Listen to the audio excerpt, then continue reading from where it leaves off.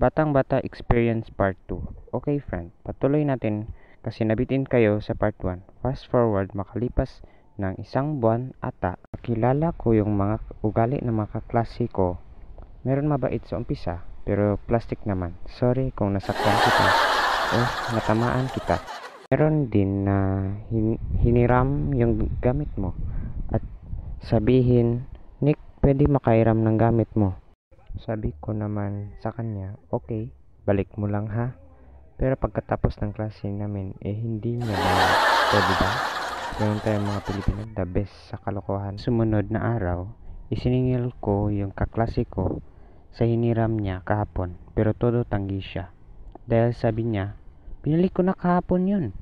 Pero sabi ko, hindi mo pa binalik sa akin.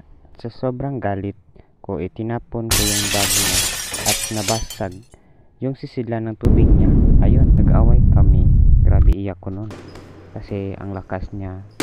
Sige lang ang away namin na nandyan na si ma'am. Inawat kami at nagkaayos rin kami. Pagdating sa bahay, iniisa-isan ng tita ko yung mga gamit ko at kinabahan ako bigla kasi natatandaan ko ang sinabi niya. Na kung may mawawala ni isa sa mga gamit na binili ko para sa'yo, nako, papaluin talaga kita. Ayun, pinalo ako sa puwet. Kasi nawala ang notebook ko kaya niya ako pinalo sa puwet. Hindi ko na natitiis ang kanilang mga pagtutukso sa akin at pagpapaya sa akin kaya nagdesisyon ako na lumipat na lang ako sa bayan. Sama kami ng ate ko yung sinabi ko kay nanay at ayun, lumipat na nga ako. Pasintabi muna sa kumakain doon. Kasi lumipat na ito ay nakakahiya ito. Okay. May naalala pa ako na hindi ko alam kung totoo to kasi napanaginipan ko lang to. Sa sitwasyon na yung sumakit ang tiyan ko, hindi ko alam kung anong kinain ko.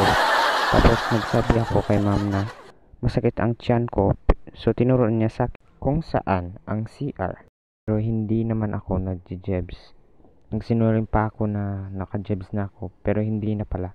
Kasi hindi ako komportable doon at nakauwi ako, hindi kinaya, ayun, sumabog na siya. So ayun friend, hanggang dito na lang yung part 2 ko. Huwag kalimutan mag-like, share, comment, subscribe.